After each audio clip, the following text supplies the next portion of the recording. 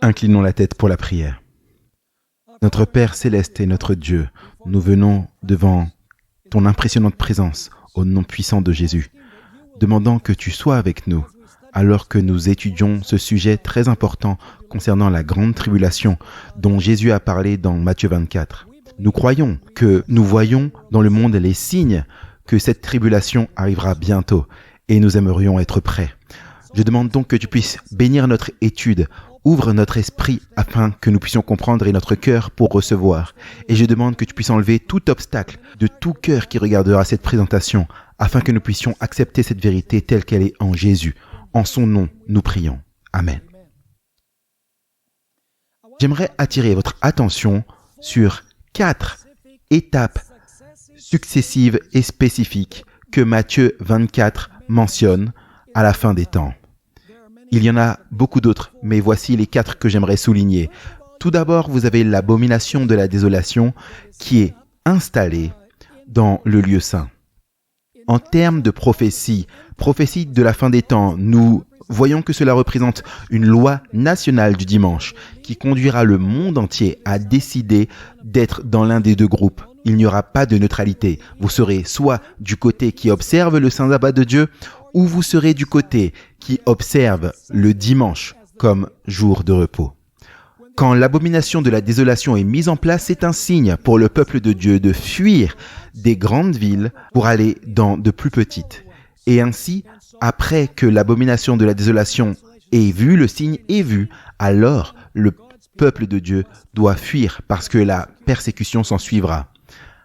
Très peu de temps après la fuite, le temps de probation se termine. Le monde entier aura pris parti d'un côté ou de l'autre, tout comme à Jérusalem. Ceux qui sont restés étaient en apostasie et ont péri. Ceux qui sont partis ont en fait été sauvés parce qu'ils ont prêté attention aux signes. Puis, après la fin du temps de probation, quand le peuple de Dieu fuit, alors vous avez la grande tribulation telle qu'on n'en a pas vu depuis le commencement du monde jusqu'à ce temps, ni qu'on n'en verra jamais. Maintenant, pour comprendre cette grande tribulation, non pas la tribulation du verset 9, mais la grande tribulation du verset 21, nous devons comprendre qu'il n'y a qu'une tribulation composée de 2 étapes. Une tribulation, 2 étapes. Avec une pause entre les 2. Permettez-moi de vous donner une illustration de ce que j'essaye de dire. Vous mettez un DVD dans le lecteur DVD, vous appuyez sur Play, et maintenant vous regardez un film. Disons que c'est un film. Puis, vous allez et vous appuyez sur pause. Et le film s'arrête. Après cela, à votre guise, vous appuyez à nouveau sur play et le film reprend là où il s'était arrêté. C'est le cas avec la grande tribulation. Elle a 2 étapes avec une pause entre les 2. La question est de savoir, quelles sont les 2 étapes de cette grande tribulation? Je pourrais mentionner, avant d'identifier les 2 étapes, que la première étape est la pire dans l'histoire du monde en termes de durée, car elle a duré 1260 années.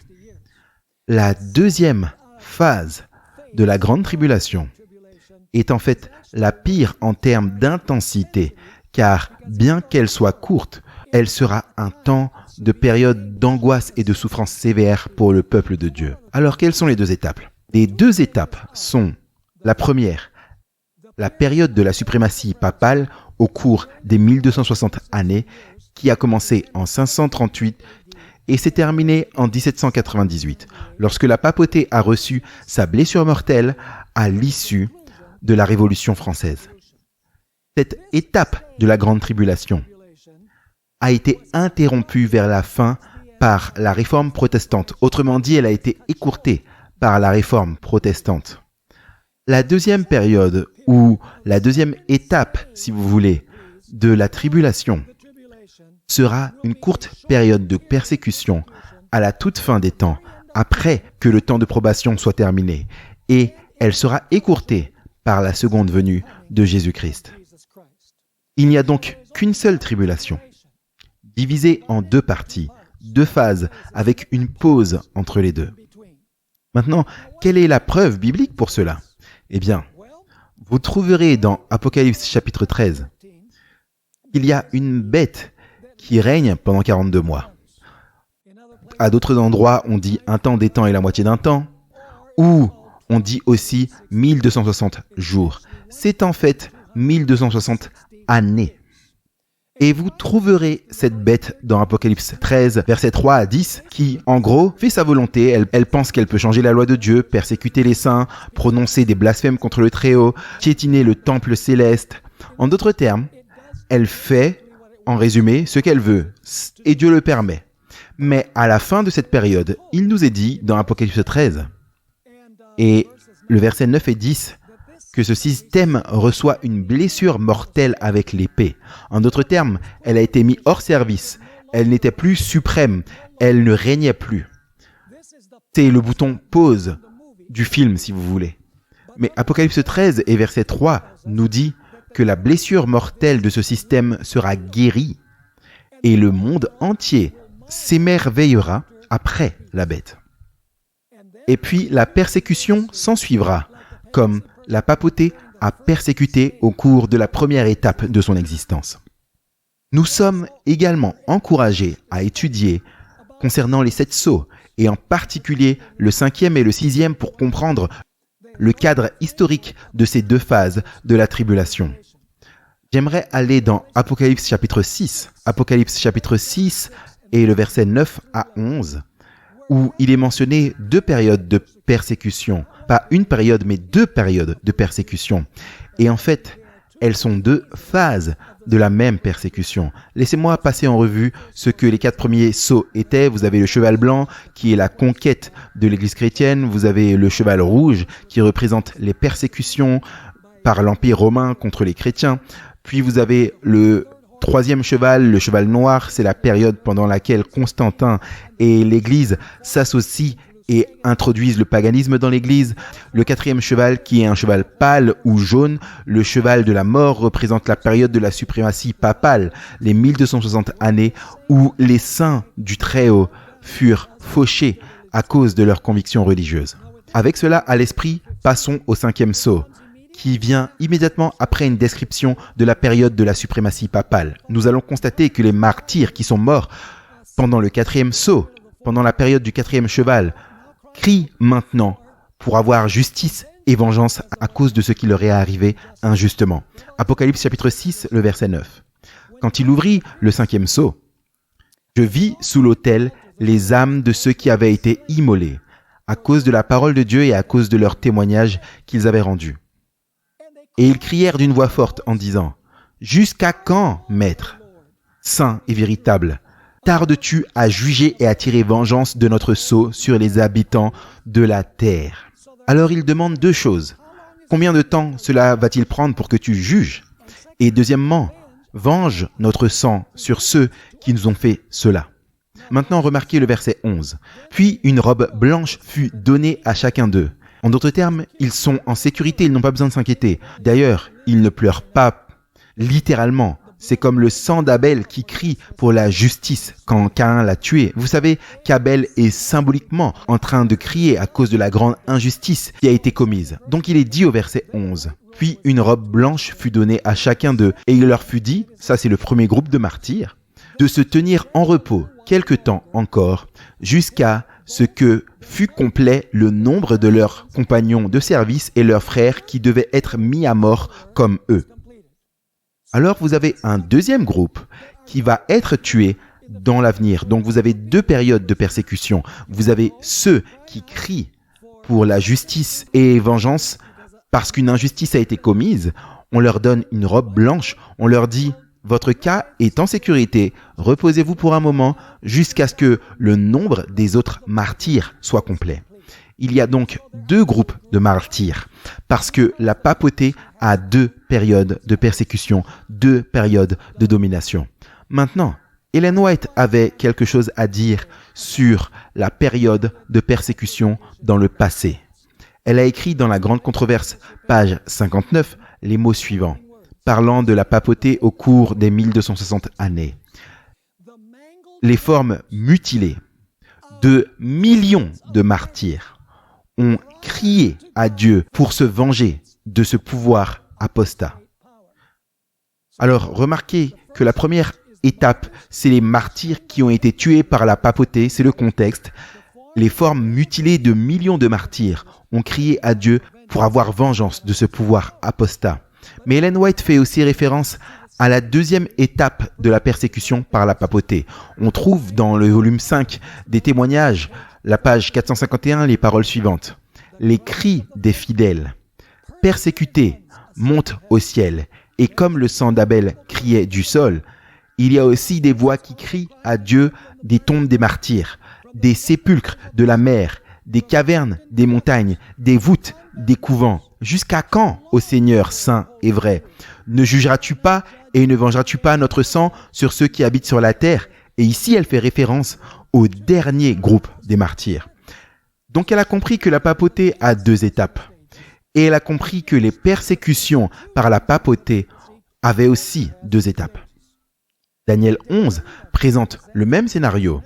Si vous étudiez Daniel 11 et le verset 30 à 39, vous allez trouver qu'il est décrit une période de suprématie papale. Vous trouverez beaucoup d'éléments communs avec la petite corne de Daniel 7 et avec la petite corne de Daniel 8. Donc le verset 30 à 39 décrivent la carrière passée de la papauté quand tout allait bien pour elle. Cependant, quand vous arrivez au verset 40 à 45, vous avez la future carrière de la papauté qui sort pour détruire et anéantir beaucoup parce que des nouvelles viennent du nord et de l'est, ce qui représente le grand cri d'Apocalypse chapitre 18 et cela représente le message de scellement d'Apocalypse chapitre 7. Ellen White a vu que Daniel 11 a une étape passée et une étape future concernant la papauté. Dans le 13e manuscrit, dans le volume 13 de Manuscrits Release, à la page 394, Ellen White a écrit « Nous n'avons pas de temps à perdre. Un temps troublé est devant nous. Le monde est agité par l'esprit de guerre. Bientôt, les scènes de trouble dont il est parlé dans les prophéties auront lieu. » Et maintenant, notez, la prophétie du chapitre 11 de Daniel a presque atteint son accomplissement complet. Et ensuite, elle dit, une grande partie de l'histoire qui s'est déroulée dans l'accomplissement de cette prophétie se répétera. L'histoire, c'est la période de la suprématie papale. Et la répétition de l'histoire, c'est ce qui va se passer dans l'avenir lorsque la papauté se remettra de sa blessure mortelle. Notez qu'elle ne dit pas que la prophétie sera répétée, elle dit qu'une grande partie de l'histoire qui a accompli la prophétie sera répétée. Et la raison est simple. Le même pouvoir qui a persécuté le peuple de Dieu dans le passé sera le pouvoir qui persécutera son peuple à l'avenir.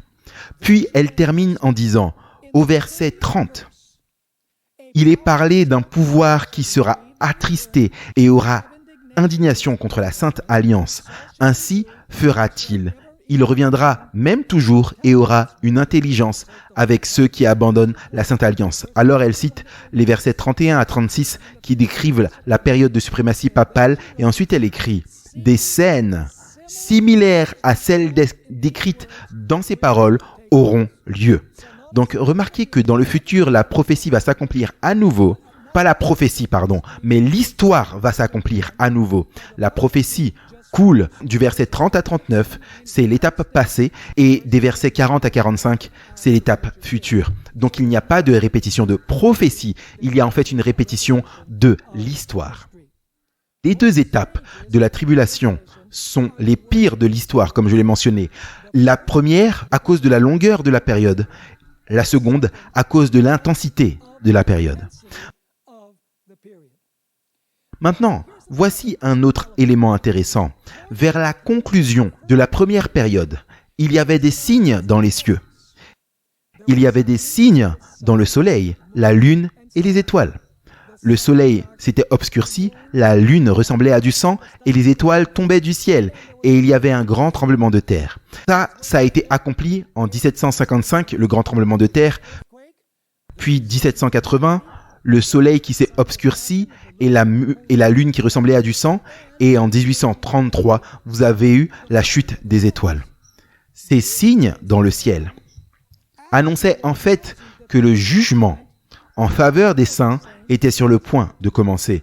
La justification des martyrs qui ont été tués était sur le point de commencer, en commençant par ceux qui ont été tués dans le passé, et ce jugement se terminerait par ceux qui seront persécutés à la fin des temps, peu avant la fin du temps de probation. Donc vous avez des signes dans les cieux qui indiquent que le jugement des cas des justes qui ont été tués vont être examinés maintenant dans le jugement investigatif céleste. Puis vous avez également des signes qui pointent vers la seconde venue de Christ. Ils sont un peu différents, car il est dit dans Matthieu chapitre 24 et le verset 30 que le soleil sera assombri, la lune sera assombrie. Il n'est pas dit que la lune sera transformée en sang.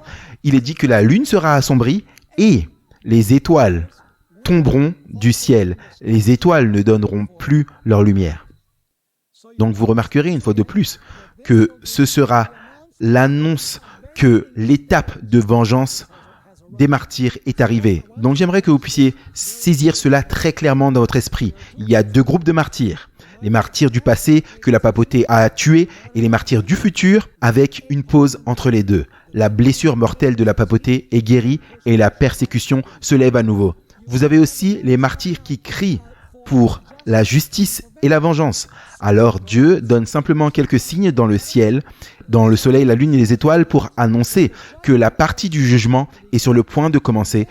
Puis il donne des signes peu de temps avant que Jésus ne commence sa seconde venue pour montrer qu'il va maintenant venger le sang de ceux qui ont été persécutés au cours des deux étapes. Les deux étapes ont également une relation avec le sabbat. Vous vous dites, mais comment ça? Parce que dans Daniel 7, 25, on nous dit que la petite corne qui représente la papauté n'a pas seulement persécuté les saints du Très-Haut, n'a pas seulement blasphémé contre le Très-Haut, mais a pensé qu'elle pouvait changer la sainte loi de Dieu. Et la papauté, dans de multiples déclarations, affirme qu'elle avait le pouvoir de changer la loi de Dieu, spécifiquement de changer le jour d'adoration du sabbat au dimanche. J'ai fourni ces citations dans d'autres études que vous pouvez trouver sur secretunsealed.org. Donc Ellen White a également écrit sur ces deux périodes de tribulation. Dans Jésus-Christ, à la page 631, elle écrit sur la première étape de cette grande tribulation unique. Voici ce qu'elle dit. Alors, il y aura la grande tribulation. Il a dit, tel qu'il n'y en eut pas depuis le commencement du monde jusqu'à ce temps et qu'il n'y en aura jamais plus. Et à moins que ces jours ne soient abrégés, aucune chair ne serait sauvée. Mais par amour des élus, ces jours seront abrégés. Elle cite Matthieu chapitre 24, le verset 21 et le verset 22. Puis elle explique à quoi cela fait référence. Pendant plus de 1000 ans, une telle persécution que le monde n'en avait jamais connue auparavant devait s'abattre sur les disciples de Christ. Des millions et des millions de ses fidèles témoins devaient être tués. Si ce n'était la main de Dieu qui avait été étendue pour préserver son peuple, tous auraient péri. Mais pour l'amour des élus, il dit, ces jours seront abrégés. Elle dit pendant plus de 1000 ans. Elle parle ici de la persécution contre le peuple de Dieu par la papauté catholique romaine au cours des 1260 années. Mais Ellen White applique également Matthieu 24, 21 au futur. Vous dites, mais comment cela peut-il s'appliquer au passé et au futur? Simplement parce que nous avons remarqué que, selon la prophétie, il y a deux étapes à la persécution, avec une pause entre les deux. Dans Review and Herald, le 22 novembre 1892, Ellen White a écrit « Nous devons réaliser que les jugements de Dieu sont sur le point de tomber sur la terre. Et nous devrions le plus sincèrement présenter devant le peuple l'avertissement que le Seigneur nous a chargé de donner. » Et ensuite, elle cite Matthieu 24. « Car alors, il y aura une grande tribulation, telle qu'il n'y en eut point depuis le commencement du monde jusqu'à ce temps, ni il n'y en aura jamais plus. » Alors remarquez qu'elle applique Matthieu 24, 21 aux persécutions du passé et aussi aux persécutions dans le futur. Vous dites, eh bien, comment est-ce que c'est possible? Il y a deux grandes tribulations? Non, il y a une grande tribulation avec une pause entre les deux. c'est la même tribulation en résumé parce que le même pouvoir, la papauté, c'est le pouvoir qui persécute le peuple de Dieu dans les deux étapes. Maintenant, comparons la séquence de Matthieu 24 avec le livre d'Apocalypse. J'aimerais lire tout d'abord la grande controverse, page 614, où Ellen White déclare explicitement que la destruction de Jérusalem préfigurait ce qui se passerait à la fin du monde. La grande controverse, page 614, elle déclare « Le monde entier sera impliqué dans une ruine plus terrible que celle qui s'est abattue sur la Jérusalem d'autrefois. » Elle compare alors la ruine du monde avec la ruine de Jérusalem d'autrefois. Maintenant, quelle est la séquence que nous trouvons dans Matthieu chapitre 24 et ensuite nous irons dans Apocalypse? Tout d'abord, Jésus a parlé de la prédication de l'évangile à tout le monde. Quel est l'équivalent dans le livre de l'Apocalypse? Dans le livre de l'Apocalypse, l'équivalent, c'est l'évangile éternel, le message du premier ange qui va à toute nation, langue, peuple, pour les préparer à ce qui vient et les appeler à adorer le Créateur Dieu. Puis, nous revenons à Matthieu 24. Après la prédication de l'évangile, il est mentionné au verset 15, « Vous avez le monde divisé en deux groupes, ceux qui ont le sceau de Dieu et ceux qui ont la marque de la bête. » Tout comme avant la destruction de Jérusalem, vous aviez ceux qui ont fui de la ville et ceux qui sont restés dans la ville. En d'autres termes, le signe de l'abomination de la désolation a séparé tous les habitants de Jérusalem en deux groupes. Où est l'équivalent dans le livre de l'Apocalypse? Eh bien, encore une fois, vous avez deux groupes. Vous avez ceux qui reçoivent le sceau de Dieu ou le signe de Dieu qui est le sabbat, et vous avez ceux qui reçoivent la marque de la bête, qui est l'observation du premier jour de la semaine. Maintenant, permettez-moi de clarifier que personne pour le moment n'a encore la marque de la bête. Seulement lorsque le monde aura vu clairement les questions relatives au sabbat et au dimanche et que les gens décident d'observer le dimanche malgré l'épreuve, alors ils recevront la marque de la bête. Mais maintenant, il y en a plusieurs milliers et milliers de chrétiens sincères qui ne comprennent pas ces choses. Et quand le grand cri sera donné sous le pouvoir du Saint-Esprit, ils abandonneront tout et ils rejoindront le mouvement du reste de Dieu. Alors vous avez le monde divisé en deux groupes, tout comme Jérusalem avait été divisé en deux groupes. Puis vous avez la fin du temps de probation. Vous avez ceux dans la ville qui étaient fidèles, qui maintenant fuient. Puis vous avez ceux qui sont restés en arrière. Et à ce moment-là, le temps de probation se termine. Alors, vous avez la grande tribulation. À nouveau, dans Matthieu chapitre 24, il est dit que le peuple de Dieu s'enfuit. Dans Matthieu chapitre 24 et le verset 21. Où se trouve donc la tribulation dans le livre de l'Apocalypse?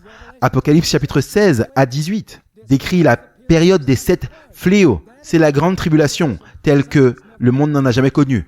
Et ensuite, dans Matthieu 24, versets 29 à 30, vous avez la seconde venue de Jésus-Christ en puissance et en gloire.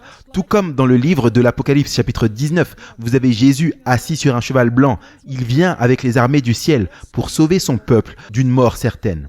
Donc vous voyez que Matthieu 24 et Apocalypse vont ensemble. Apocalypse est la révélation de Jésus-Christ.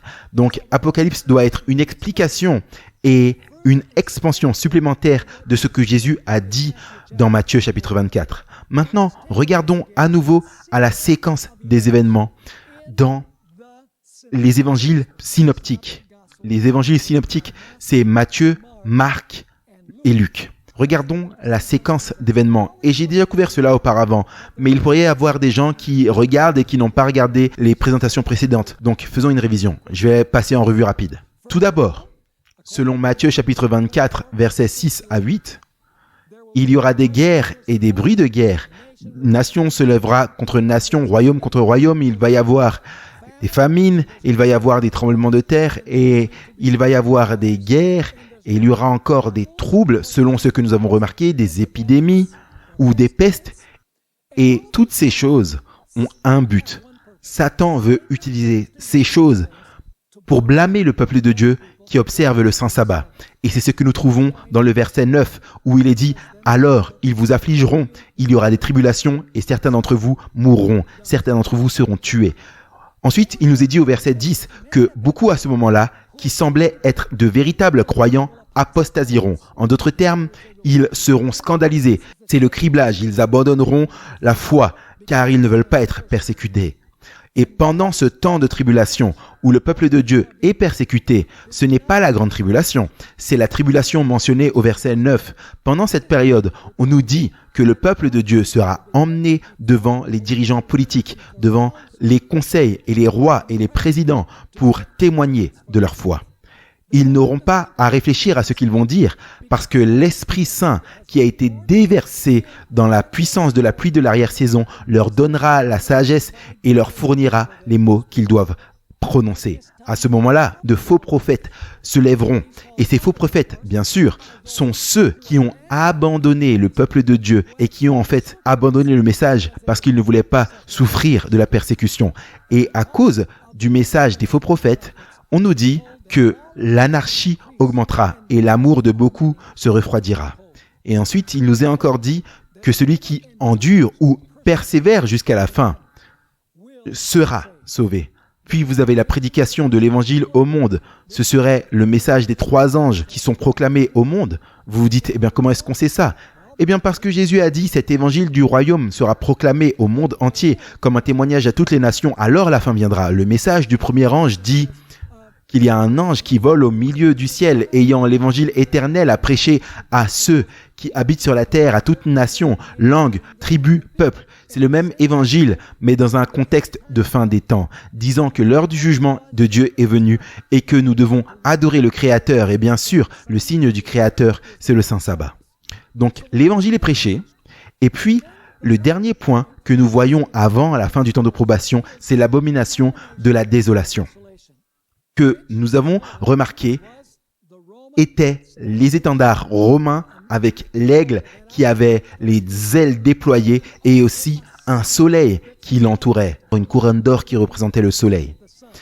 Dans la prophétie de la fin des temps, cela représente les États-Unis, une nation représentée par un aigle qui imposera le jour du soleil, autrement dit ce que nous appelons le dimanche. Et ce signe, cette abomination de la désolation, divisera le monde entier en 2 groupes. Ceux qui décident de rejeter le sceau de Dieu et reçoivent la marque de la bête, et ceux qui reçoivent le sceau de Dieu et rejettent la marque de la bête. En d'autres termes, la loi du dimanche divisera le monde entier en 2 groupes. Les perdus restent à Jérusalem et ceux qui sont sauvés fuient 2 groupes. Ensuite, le peuple de Dieu devra fuir des grandes villes vers les petites villes parce que ceux qui croient qu'ils causent les maux dans la société croient que c'est parce qu'ils observent le sabbat et s'ils peuvent se débarrasser d'eux, alors les choses reviendront comme elles étaient autrefois. Et alors il nous est dit que pas un seul du peuple de Dieu ne périra durant cette période. Après la fin du temps de probation, pas une seule personne ne mourra en tant que martyr. Il n'y aura personne parmi les vivants justes qui mourra. Ensuite, après cela, à la toute fin de la tribulation, nous avons le soleil, la lune et les étoiles qui s'obscurcissent. C'est l'obscurité de la 5e plaie du livre d'Apocalypse. Tout cela indique le moment où Dieu va délivrer son peuple d'une mort certaine. Et alors, le signe du Fils de l'homme est vu au ciel. C'est l'annonce que Jésus commence sa seconde venue. Ce petit nuage noir d'environ de la moitié de la taille d'un point d'homme se rapprochera de plus en plus de la terre et il deviendra un nuage blanc à mesure qu'il s'approche. Et puis, nous trouvons Jésus une fois qu'il est au-dessus de la terre, pas sur la terre, mais au-dessus de la terre. On nous dit qu'il enverra ses anges pour rassembler ses élus des 4 vents du ciel. Maintenant, parlons de la fuite dans Matthieu chapitre 24 et allons au verset 21. Nous lirons ce verset à nouveau que nous avons lu auparavant. Car alors, la détresse sera si grande qu'il n'y en a point eu de pareil depuis le commencement du monde jusqu'à présent et qu'il n'y en aura jamais. Alors, ici est très significatif. Vous dites pourquoi ? Parce que nous avons remarqué que Matthieu 24 est dans l'ordre chronologique. Regardez le verset 6. Quand vous verrez des guerres et des bruits de guerre, la fin n'est pas encore là. Quand vous verrez des maladies, des tremblements de terre, des famines, c'est le début des douleurs. Verset 9. Alors, ils vous livreront à la tribulation et vous tueront. Alors, beaucoup seront scandalisés et ils vont se trahir les uns les autres. Alors, beaucoup de faux prophètes se lèveront et en séduiront beaucoup. Et ensuite, au verset 14, alors, la proclamation finale de l'évangile viendra. Puis, nous trouvons l'abomination de la désolation au verset 15. Verset 16 dit, alors, ceux qui sont en Judée fuient dans les montagnes. Donc, vous avez une séquence d'événements dont il est question ici. Le mot « alors » est très important. Maintenant, dans le volume 5 des témoignages à la page 451, Ellen White a expliqué que la loi nationale du dimanche, qui est l'abomination de la désolation, est le signe pour le peuple de Dieu de fuir, après quoi il sera plongé dans le temps de trouble. Lors de la première étape de la tribulation, le peuple de Dieu a fui vers les vallées du Piémont. Maintenant, quand je parle de la première étape de la tribulation, je parle de la période de la suprématie papale. Permettez-moi de vous demander, est-ce que le peuple fidèle de Dieu, pendant cette période, s'est enfui vers les lieux désolés de la terre? Absolument. Vous remarquerez qu'ils ont fui vers le Piémont. Les Vaudois, les Albigeois ont fui vers les endroits déserts de la terre. Mais à la fin des temps, pendant la deuxième étape, le peuple de Dieu devra également fuir vers les endroits désolés. Il nous est dit dans la grande controverse, page 635, cela parle du moment où le décret de mort est sur le point d'être exécuté contre le peuple de Dieu. Il est dit que le peuple de Dieu, certains dans des cellules de prison, certains cachés dans des retraites solitaires, dans les forêts et les montagnes, plaident toujours pour la protection divine, tandis qu'à chaque quartier, des compagnies d'hommes armés, poussés par des foules d'anges maléfiques, se préparent à l'œuvre de la mort. Maintenant, vous pensez probablement, Pasteur Bord, ce que tu dis est absolument fou. Est-ce que tu es en train de dire que un temps va arriver où des individus seront condamnés à mort parce qu'ils sont des observateurs du sabbat? Allez, tu es sérieux? Ça ne peut pas arriver aux États-Unis d'Amérique. C'est le pays des libres et la maison des braves. Eh bien, mes amis, le livre de l'Apocalypse nous parle d'un temps où Dieu va libérer les 4 vents des cieux. Il les retient maintenant, mais il va les libérer à un moment, ce qui signifie qu'il va retirer son Esprit Saint de la terre. Et alors, ceux qui seront restés impénitents à la fin seront entièrement contrôlés par Satan. Seuls ceux qui sont fidèles, qui reçoivent le sceau de Dieu pendant cette période, seront protégés. Tous les autres seront sous l'influence de Satan. Il n'y aura aucun rachetable chez ces gens après la fin du temps de probation. Ellen White déclare que le cœur de l'homme peut être très cruel quand il est dépourvu de l'Esprit de Dieu. Trouvons dans Matthieu chapitre 24, le verset 22, que cette période de tribulation à la fin va être écourtée. Le temps de trouble va être écourté. Il est dit dans Matthieu 24 et le verset 22, « Et si ces jours n'étaient abrégés, c'est les jours de tribulation, personne ne serait sauvé. Mais à cause des élus, ces jours seront abrégés. » Comme je l'ai mentionné auparavant, la première étape a été raccourcie par la réforme protestante. La deuxième étape sera également abrégée par Dieu déclarant sa voix selon Apocalypse 16 et verset 17, et cela indiquera que Dieu va maintenant délivrer son peuple du décret de mort. C'est important de se rendre compte que les élus, c'est un point très important, passeront par la tribulation.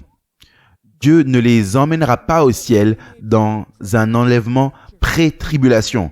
Quand Jésus viendra, il viendra pour... Il enverra en fait ses anges pour rassembler ses élus des 4 vents du ciel.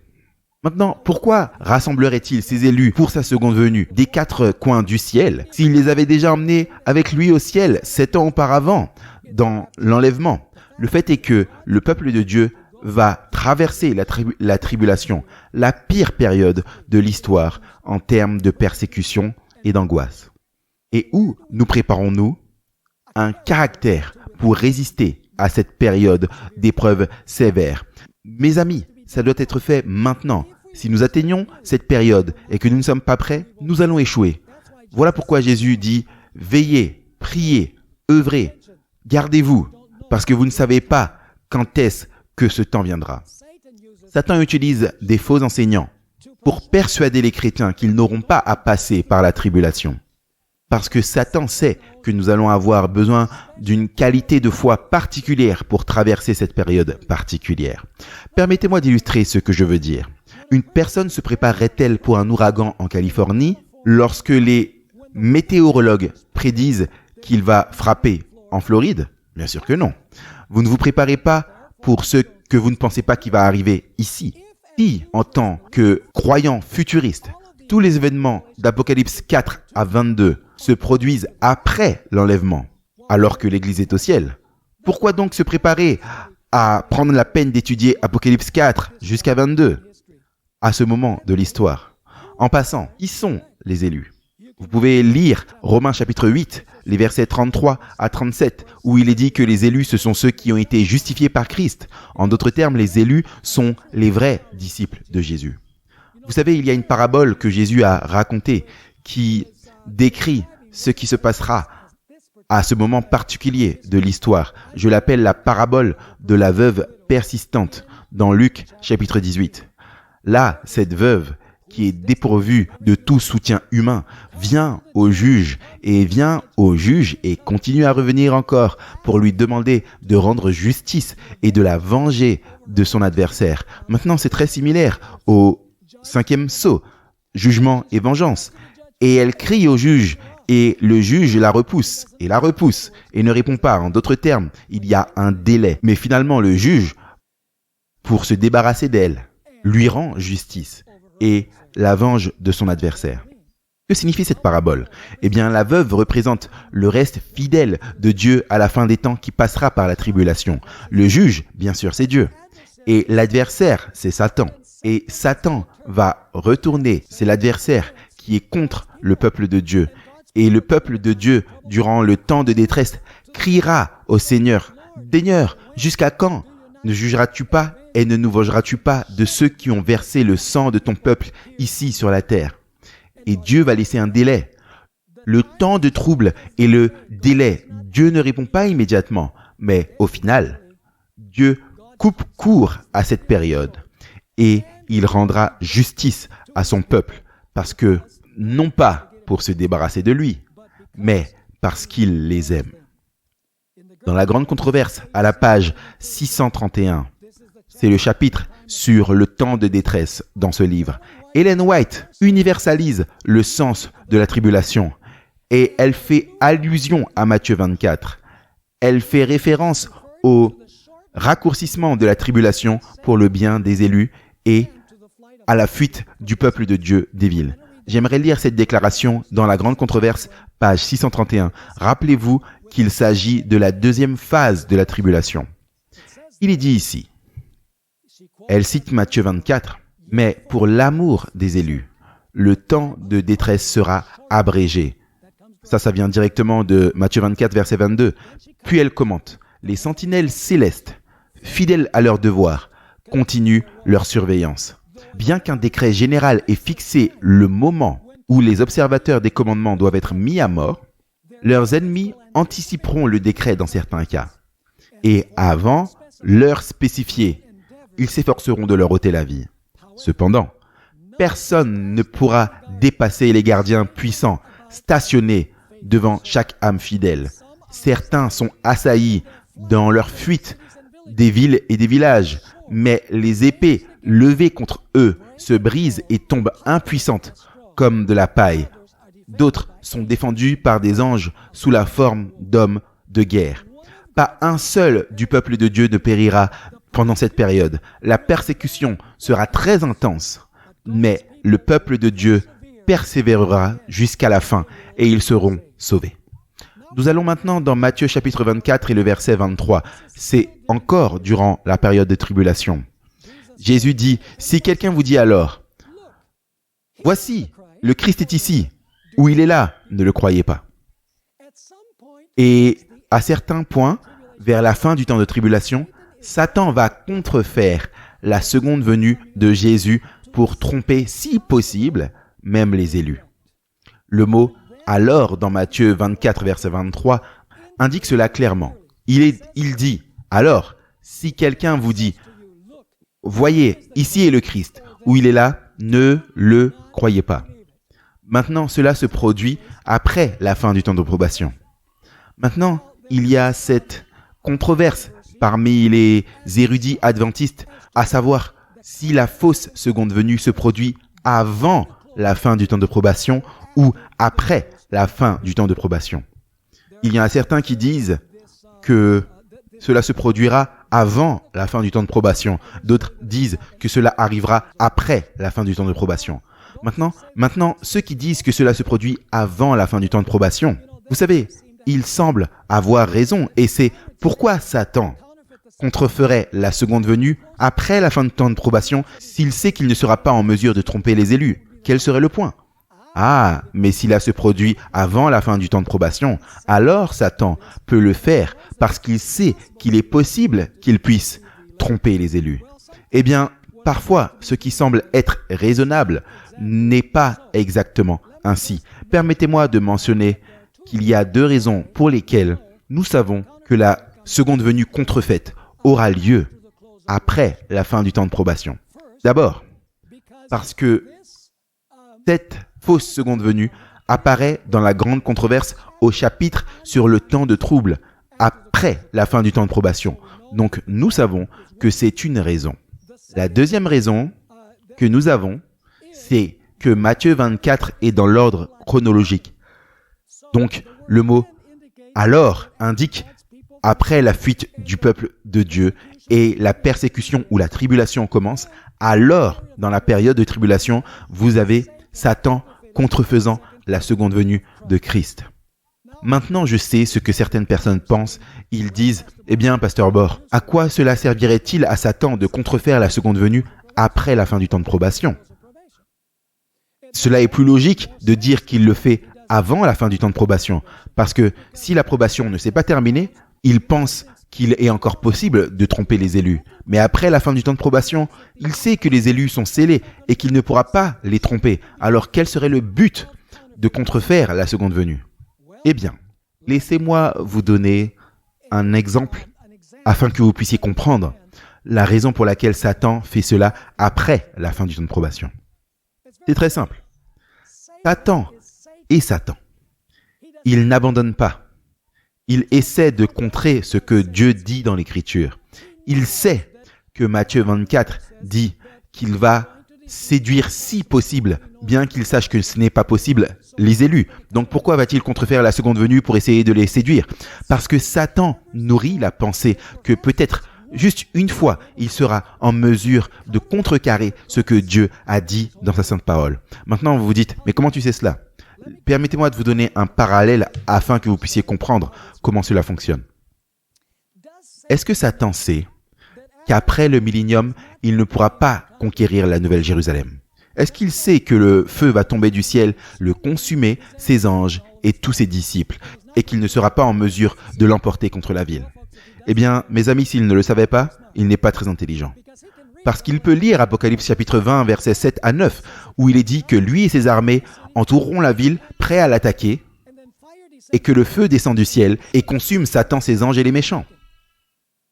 Alors pourquoi Satan, après le millénium, quand tous les méchants sont ressuscités, il les rassemblera tous ensemble, les préparera pour la bataille, pour attaquer la ville sainte? Pourquoi ferait-il cela? Il sait que son cas est perdu. Apocalypse le dit.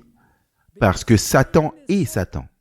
Vous voyez, pendant la période de tribulation, à la toute fin, il dit « Je n'ai pas été en mesure d'avoir la victoire sur ce groupe d'élus, mais peut-être que cette fois-ci, je pourrais contrecarrer ce que Dieu dit dans sa parole et je pourrais réussir et remporter la victoire. » Dans Matthieu chapitre 24, versets 24 à 26, nous trouvons ces paroles. « Car de faux Christ et de faux prophètes s'élèveront Vous voyez, c'est le temps où il y aura aussi des faux prophètes. Ils vont dire, ces gens sont à blâmer pour ce qui se passe dans la société, les calamités dans la société. Nous devons observer le premier jour de la semaine, que tout le monde retourne à l'église, parce que c'est de cette façon dont les troubles vont s'arrêter et la nation va revenir là où elle était autrefois. Car de faux Christ et de faux prophètes s'élèveront, et ils feront des grands signes et des prodiges pour séduire, même s'il était possible, les élus. Voici donc, s'ils vous disent, voici, il est dans le désert, n'y allez pas. Voici, il est dans les chambres, ne le croyez pas. Donc si quelqu'un apparaît dans le désert et qu'il dit « Je suis le Christ », ne sortez pas. S'il est dans les pièces intérieures et qu'il dise « Je suis le Christ », ne le croyez pas, car Satan va contrefaire la seconde venue de Christ. Je vous encourage à lire 2 Thessaloniciens chapitre 2. Il parle ici de 2 venues. Au début du chapitre, l'apôtre Paul se réfère à la venue ou la parousie de Jésus. Un peu plus tard, au verset 9, il parle de la venue de l'impie. C'est le même mot, parousia. Donc Satan va contrefaire la seconde venue de Jésus-Christ. Il va accomplir la contrefaçon afin de contrecarrer l'authentique qui vient après. Car le diable, non seulement contrefait l'authentique après que l'authentique soit mis en place. Le diable, parfois, essaie de devancer l'authentique en établissant une contrefaçon.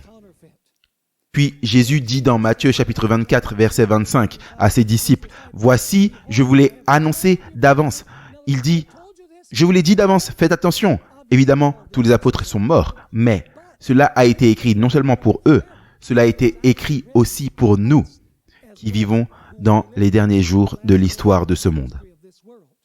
Maintenant, j'aimerais vous lire la description qu'Ellen White donne de la seconde venue contrefaite de Christ. C'est dans le livre La Grande Controverse, à la page 624 à 626. C'est une longue description, mais une description très importante. Elle écrit « Pour couronner le grand drame de la séduction, Satan lui-même simulera l'avènement du Seigneur. L'Église attend depuis si longtemps comme la consommation de ses espérances, la venue de son Sauveur. Maintenant, le grand séducteur fera paraître que le Christ est venu. Et voici un point clé. En diverses parties du monde, Satan se manifestera parmi les hommes comme un personnage majestueux, auréolé d'une gloire éclatante, qui rappellera la description du Fils de Dieu donnée par Jean dans l'Apocalypse. Et vous lisez ici qu'il est dit que le visage de Jésus, le Christ qui est revenu, le Christ glorifié, brillait comme le soleil. Ellen White ici dit que Satan va avoir une luminosité éblouissante ressemblant à l'éclat de Jésus glorifié. La déclaration continue. La gloire qui l'entoure, c'est Satan, est inégalée et dépassera tout ce que les yeux mortels auront jamais contemplé. Ce cri de triomphe déchirera les airs. Le Christ est venu! Le Christ est venu! Les foules se prosterneront devant lui pour l'adorer. Imaginez adorant le diable pensant que le diable est Christ. Elle continue. Les foules se prosterneront devant lui pour l'adorer, tandis qu'il lèvera les mains pour les bénir exactement comme Jésus lorsqu'il bénissait ses disciples au jour de sa chair. Écoutez ça, il les répétera quelques-unes des vérités célestes que le Seigneur a prononcées. Il guérira les malades. Puis, ce faux Christ affirmera avoir transféré le sabbat au dimanche et ordonnera à chacun de sanctifier le jour qu'il a béni. Il déclarera que ceux qui s'obstineront à observer le 7e jour blasphèment son nom. En d'autres termes, il prétend qu'il est Christ, blasphème donc son nom, puisqu'il refuse de prendre garde aux anges qu'il a envoyés pour apporter la vérité au monde. Cette suprême séduction sera presque irrésistible. Mais maintenant vient ce qui va être fait par les élus. Il ne va pas séduire les élus. Elle continue. mais le peuple de Dieu ne se laissera pas mystifier. Les enseignements de ce faux Christ ne concorderont pas avec ceux des Écritures. Il, c'est Satan, bénira les adorateurs de la bête et de son image, ceux-là même auxquels l'Éternel sera sur le point de faire boire le vin sans mélange de la coupe de sa colère. En d'autres termes, Satan, prétendant être le Christ, prononce une bénédiction sur les adorateurs de la bête et de son image. Incroyable. Elle continue. Du reste, il ne sera pas permis à Satan de contrefaire tout l'éclat du retour du Seigneur. En d'autres termes, la façon dont Jésus va revenir. Jésus a prémuni ses disciples contre toute duperie sur ce point, en décrivant clairement le mode de sa seconde venue. Et là, elle cite Matthieu 24. « Il s'élèvera, dit-il, de faux Christ et de faux prophètes. Ils feront de grands signes et des prodiges, au point de séduire, s'il était possible, même les élus. » Si donc, on vous dit, « Voici, il est dans le désert. N'y allez pas. Voici, il est dans les chambres. Ne le croyez pas. Car comme l'éclair part de l'Orient, elle cite Matthieu 24, 27 maintenant, car comme l'éclair part de l'Orient et se montre jusqu'en Occident, ainsi sera l'avènement du Fils de l'homme. » C'est une description assez vive de la contrefaçon de la seconde venue de Christ. Ellen White continue. Cette venue, c'est-à-dire la vraie seconde venue, il ne sera pas possible de la simuler. Elle sera connue universellement et expérimentée par le monde entier. En d'autres termes, Christ ne va pas simplement apparaître par là dans le désert. Et vous savez, les gens devront aller regarder sur CNN Jésus dans le désert, où il est apparu dans les chambres et vous devez regarder sur Fox News comment il apparaît dans les chambres. Non. Ce sera connu du monde entier. La Bible dit que chaque œil le verra. Les gens ne seront pas en mesure de faire confiance à leurs oreilles, leurs yeux, leurs sentiments, leurs émotions, leurs impressions ou le témoignage d'autres personnes. Les fidèles détecteront la contrefaçon de Satan de deux manières. Et Ellen White les a mentionnées, mais maintenant j'aimerais souligner ces deux manières par lesquelles le peuple de Dieu détectera la contrefaçon. Tout d'abord, le mode de la fausse seconde venue de Satan est contraire à l'image biblique du mode de venue de Jésus.